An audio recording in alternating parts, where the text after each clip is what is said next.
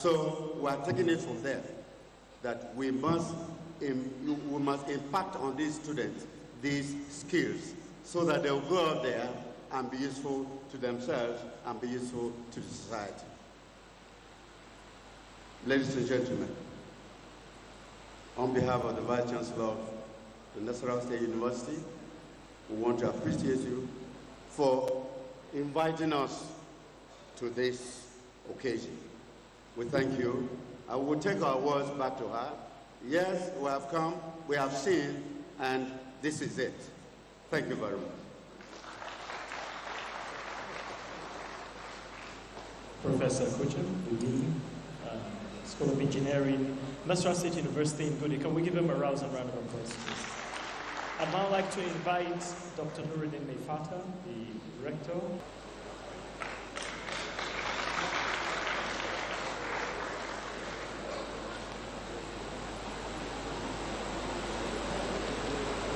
After his comments, we will quickly take some questions before I invite His Excellency to present his remarks. Thank you.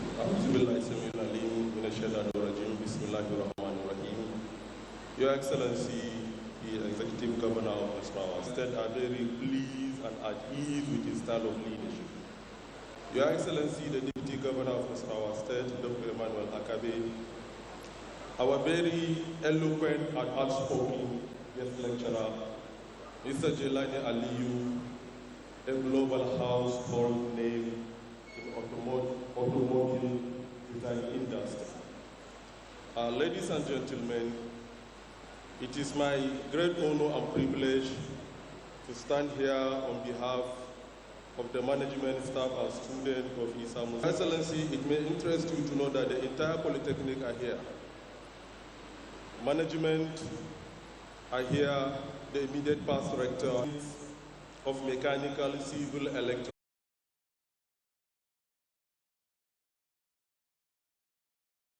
To the technical institution in the state.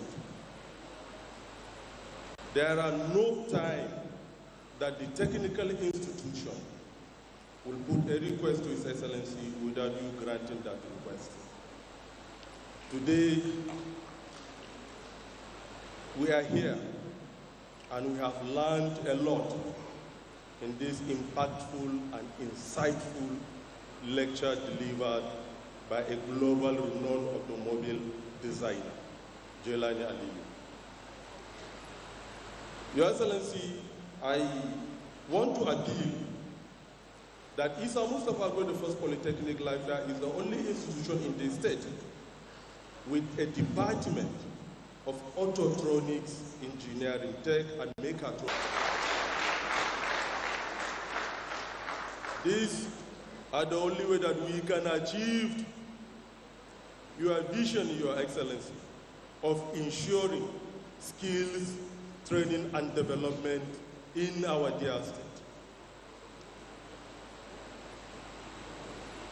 I sincerely want to appreciate this opportunity given to me. But before I take my seat, I have a question that I want to ask our able distinguished guest lecturers. We are in a contemporary society today where we are having a disruptive technology. We have the AI, we have the machine learning, we have the robotics technology. You are an automotive can do all the design. We have the robots in our academic institutions, where you give assignment to students, they only go to the app and generate everything and submit to you, without putting any every level, including the PhD level, where students can go to any of the ChatGPT and generate a complete thesis. You want to check the plagiarism, they now move it to Grammarly and it will paraphrase it. You want to check the in-text citation or the references, they move it and they will now submit it to you for certification. And it is very difficult to determine this. And this is equally affecting our student cognitive ability. So when this is affecting our student cognitive ability, competitive and challenging environment with this disruptive technology, this is my question. Thank you.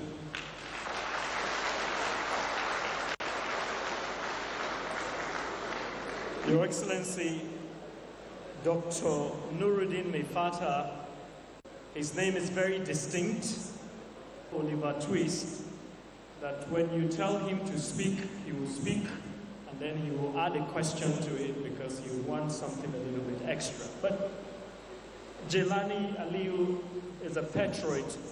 He moved all the way from Qatar to come to Lafia without asking for anything. So I'm sure out of that is consultancy we're asking for right now.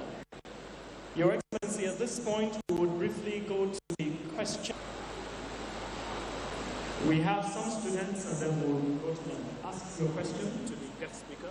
Okay. So good afternoon, everyone. I'm standing on existing protocol.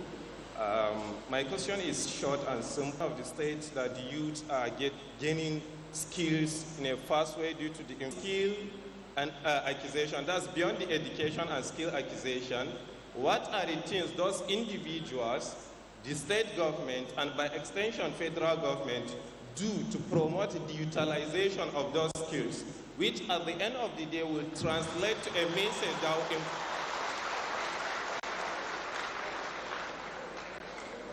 which by extension it will translate to a message to upcoming generation to opt for skill acquisition. Thank you very much. Second question. Good morning once more. I stand on the existing protocol. The first question is that, what will the guest speaker advise the government of the state? Because we noticed that they buy Toyota instead of General Motors. So that, how can it advise the state so that maybe we'll go into partnership? Thank you very much. And to this great man so that we can follow his footsteps. Because I can see the Benjamin Franklin of our generation, which is life and direct. Thank you very much. I so submit.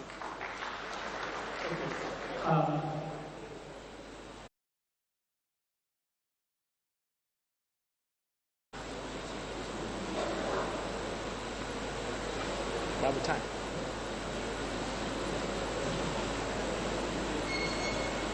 So the questions are noted. We would kindly take just... At their word in examination malpractice because too much emphasis is on certificating.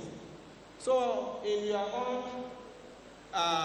stand, how do you think Nigeria would do in order to emphasize the issue of paper certificate and, if possible, expunge educational qualification in our CV and replace it with skill set? This is because, from my own personal experience, I was fortunate to school in Singapore and South Korea. In that place, emphasis are not in certificates, but rather on skill. Of the historical connections with technical vocational education. In those days, when you are learning a skill, you will be seen as somebody that is academically backward in the classroom. And historically, in those days, when you perform something that is not accepted in the society, and we are thrown into the program, it's almost issue of professionalism, and then is the Wing Commander Abdullahi Ibrahim Vocational Center, who serve as a mining hub for spare parts, because we bring a lot of equipment now.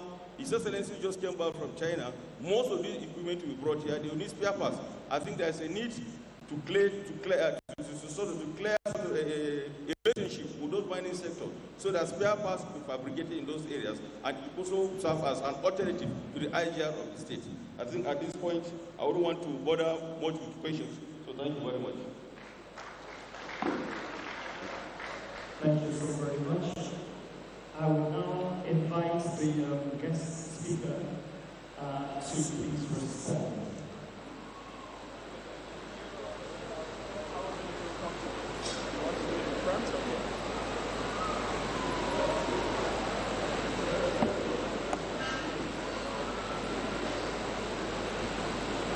These has to do with AI, artificial intelligence. You know, like I mentioned earlier, we have to leverage technology that understands us and is for us. Not just no. It's all about how do we evolve our way. What's this idea that you have? Is it solving a problem that people are facing? Is it solving a problem that when you wake up in the morning, that's what you're facing, or during the day? If it is, then you have a winner. You know, like they say in industrial design, when you design the perfect mousetrap, it boils down to the product or idea that you have. If it's good for the people, then all you have to do is find a way to get it to the people. So work on your idea and make sure it really solves a problem. If you can't push it by yourself, work within a team.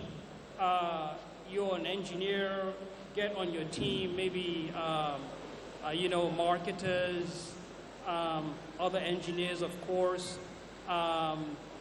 Interview through the door, okay. I think it has to do with the fact that I said GM did not ask for my certificate. No, they didn't. But now let's look at what GM was and what GM is. GM is an automotive company, so that they generate revenue, pay their expenses, and their investors. So they need people who will come in and help them do that. They have an objective to make money. So the school I went to, GM just did it. From the minutes he consistently for 5 years raised the budget of the state in education beyond and above the UN benchmark. And of course, trying has done. The Polytechnic, from being a monotechnic to the support was actually to be held during my birthday. But unfortunately, I was not during my birthday. But unfortunately, I was not around, and they kept moving the goalpost. And my dear brother, they kept moving the goalpost. And my dear brother, Delani Aliyu, continued to move with the goalpost like them until we are able to arrive today. But you can see so many people that probably will not have been present if we have had the event earlier are today present to be part of this event, and I'm happy that you continue to agree on that. Let me thank everyone, especially our dear students and the heads of faculties for actually leading you here. The whole program is about you. It's about you. The whole program is about you. It's about you listening to someone who was once like you and who actually grew up in a place that some of you actually growing bigger than those places at that time. And today, because he have excelled, and we're always happy, he's invited all over the world to go and speak. And today we're happy that we invited him, and he honored our invitation to come here to Nasarawa State and actually honor us with that. From all you can see, and from everything that he has said during the lecture, it starts with a dream. You must have a dream that I want in a building and selecting a site and doing all that. In a building and selecting a site and doing all that. And then a dream must follow up with a vision. And that's what I always encourage you to do. You must have a vision of what you want to achieve, where you want to go, how you want to achieve it, and to go, how you want to achieve it. And I think that's the whole idea about him doing that. Then once you have the vision, you start planning. This is what I want to plan. This is what I want to do. This is how I want to do it. And that's why I'm just going through what he did by working hard after all that. And actually, he came up, you know, with the institution he attended in Detroit. You know, that institution had something called the tracking of the technicians. It was the same actually here. It was the same actually here in Nigeria. At the time, you know, we had Pujo assembly that was just coming into Nigeria. We had Volkswagen in Lagos that came to employ us. I had Plateau Electricity Corporation that gave me employment. I had Kudanels actually in Bauchi that gave me employment. So I had close to like 5 employments at that. I wanted to get my scholarship because I already had an admission to go to Indiana State University in Terre Haute, Indiana, very close to Detroit, but a little bit bigger city than Detroit. I'm just kidding, smaller city. So because of that, we had the opportunity. I didn't want to be very far away, okay, from Plateau. So I took the job with Plateau Electricity Corporation. So I will be. Fight welder are 2 different people.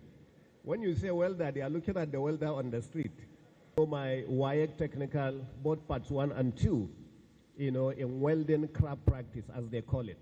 Institute we have, when he said they do 90% practical, 10% theory. That says a lot about skill acquisition, and that's what that institute was meant for. I never even had that statement until today.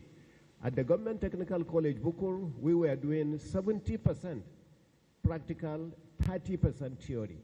And the theories were actually in mathematics, English, physics, chemistry.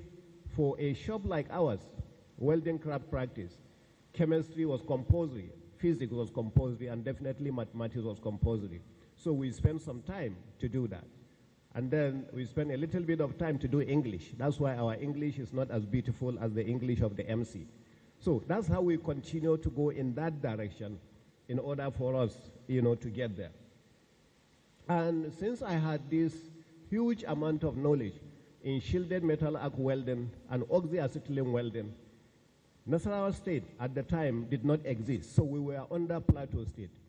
So Plateau State was under a different political party between 1979. Able now to get the opportunity to graduate in 3 years instead of the 4 years, and I used my 4th-year scholarship to do my master's degree during the same period. That helped me. The only thing that helped me go so kind is because of the skill that I had, and I was going to do that. So I urge you to be able to acquire skills, because I didn't come from the rich for my certificate. And I sat down quietly. I said, you know what? They never asked me for my certificate. And that's exactly what happened. So I never thought about it, because on the day I was going for interview, on my second dream, going back to Houston, Texas to work in the oil and gas sector, because I returned to the U.S. actually after working for Joe Cyril Company for a while, went back to the U.S. and I went straight to work for the oil and gas industry in Houston, Texas. That's why I moved from Indiana down to Texas now. And when I went there, the first interview I was invited to a company called Drill Equip.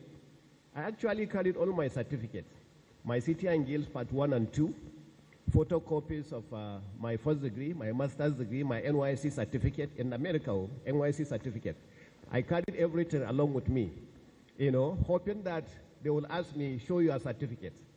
And they never asked me. And now that you are mentioning about it, it's when some of these things are actually falling up. Because I remember the first thing the guy asked me.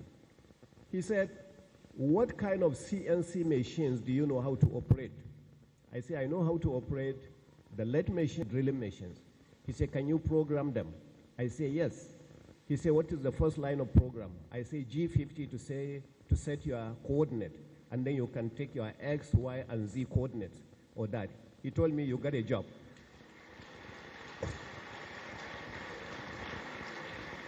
Never asked me for my certificate. I carried my certificate in my box and went back. But now that you mention it, that's when I know my certificate actually was not what got me the job. Because they never asked for my NYSC certificate. They never asked me for it. In fact, they will not even know what NYSC was meant and the rest of that. So that's what happened then.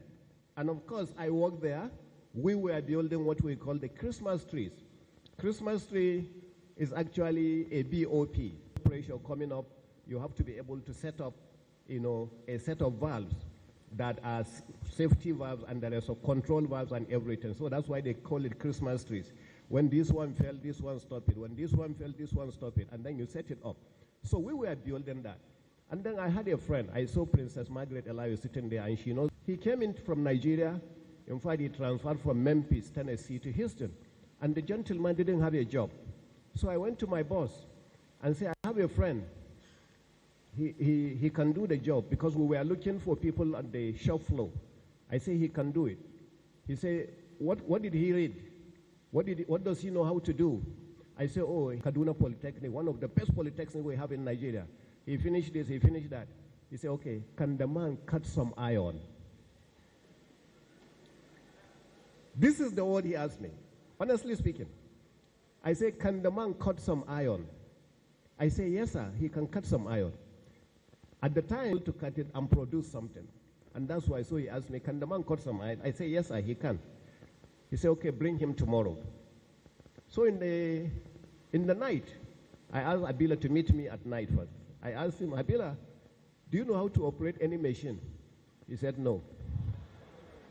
I said, I told the man that you can cut some iron. He said, no, I don't know how to operate any machine. I said, Abila, we are going to learn how to operate machine tonight, because tomorrow when we go, you will learn how to cut some iron. And luckily, you know, at night, since I was holding a little bit bigger position, I was allowed to enter with a visitor. So we went in there. I said, Abila, this is a sewing machine. What do you call it again? He says sew. I said, no, not so. Sewing machine. That's what it is, the iron. But before you do that, draw the line, put it in there, use the vise, and hold it. We did that about 10 times, and Abila was able to do that. So tomorrow morning, I brought Abila. He said, can the man, what machine can he operate? I said, let's start with the saucer. He said, okay. My body actually was I was shivering. I was dying inside. I was just hoping that we cut this iron because we are not going to get this job. And Abila did that. And at the end of the day, the gentleman did a very good job.